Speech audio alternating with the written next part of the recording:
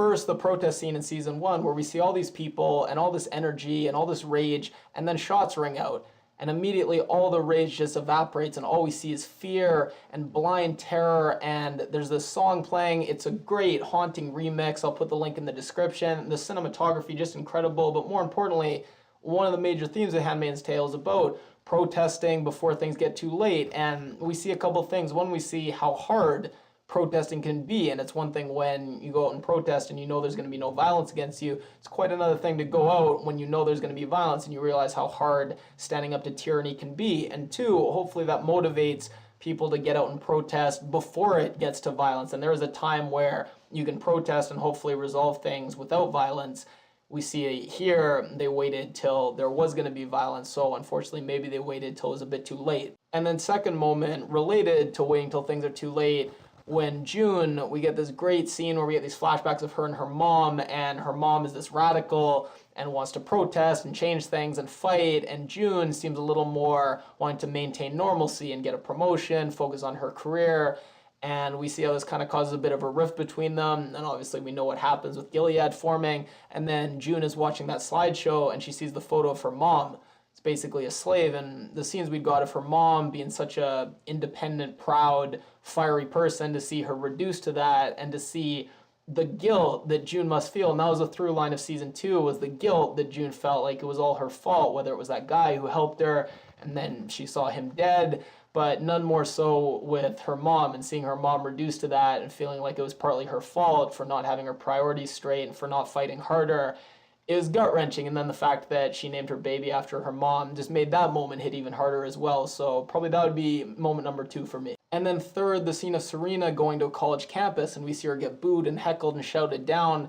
Such a great scene. One, the characterization we get of Serena as this tragic figure, and we see her speak, glorifying fertility and motherhood, and then for her to find out that she can't really partake in that, and we see throughout the season, throughout both seasons, her struggling to partake in this thing that she's built her whole ethics and philosophy around, and she just can't. And it is puzzling that the brief, minor characterization we've got of Serena as someone who's a bit of an overachiever, control freak, type A personality, for her to base her whole ethics around motherhood is puzzling, because parenting is one of those things that you really have so little control. You can't control whether you are fertile yourself, whether you'll be able to keep the baby, whether your child will love you back. So there's so many variables. It's one of the toughest things in life to control. For her to base her whole self-esteem, self-worth around that, it's kind of tragic. And then also when we see her booed and heckled by these protesters, it's very timely, because right now we're seeing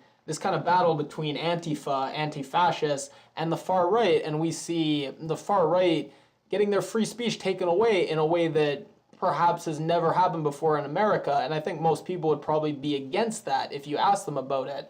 So what was so interesting about this scene is we see Serena getting booed and heckled, and as you're watching this, you can't help but dislike the protesters and really feel for her. But us knowing the future and us knowing what happened with the formation of Gilead, you might logically think, well, maybe those protesters were right to do that. And then there's a counter argument, well, no, they're wrong, because they're creating this sympathy for Serena when you should have no sympathy for her. Her views are abhorrent. So for a scene to be so thought-provoking about a topic that's so timely, it's going on right now, I thought that makes it my number 4. Or I should say my number 3. My number 4, the fake labor. We see Serena when she's surrounded by everyone else partaking in this absurd ritual, and we see the real labor, or we think it's the real labor going on elsewhere.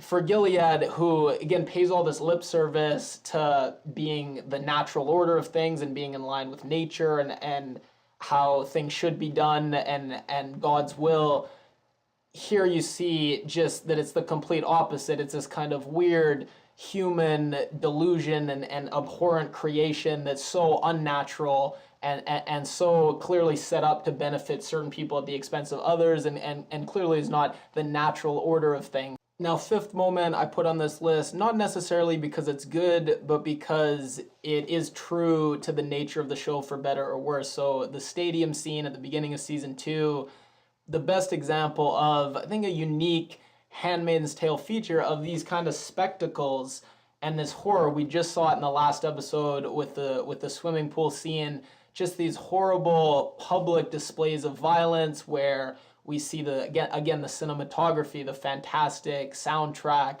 the choreography of everyone matching and everyone being coordinated, and it's beyond the most violent of the rape scenes we saw. That was horrifying, but they showed it in a very matter-of-fact way. This was so different. This was such a horrifying scene, but again, so stylized, so aesthetic, almost eroticized. I had to stop to correct. I meant fetishized, not eroticized. Now, as I was saying, if you wanted to find a moment that best encapsulates why The Handmaid's Tale is so addictive, so compelling, and yet so potentially problematic, probably the stadium scene would be the best place. And then final moment, I can't say exactly why, but I just found it striking, the wolf scene from 2 episodes ago.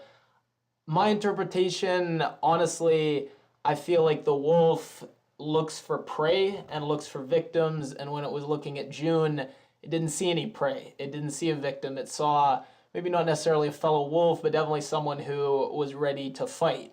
And I think I included that moment because if you're trying to look at where things are going coming forward, I think this could bode poorly for the future of Gilead, that there is at least one person who is a fighter and is ready to fight at this point. So I think it'll be interesting going forward. I feel like there's arguments for both sides about whether Gilead should be overthrown, because if you do overthrow it, then all these statements about trying to energize people and get people to not tolerate, inching towards fascism, they're weakened a bit, because they seem to say, well, if fascism did take over, it could be reversed by a few plucky individuals. But if you go the other way and just have season after season after season of horror, it becomes a bit like torture porn or oppression porn. And if there was a 8 season long TV show about the Holocaust, people might raise their eyebrows at that a bit, versus a 1 hour documentary at the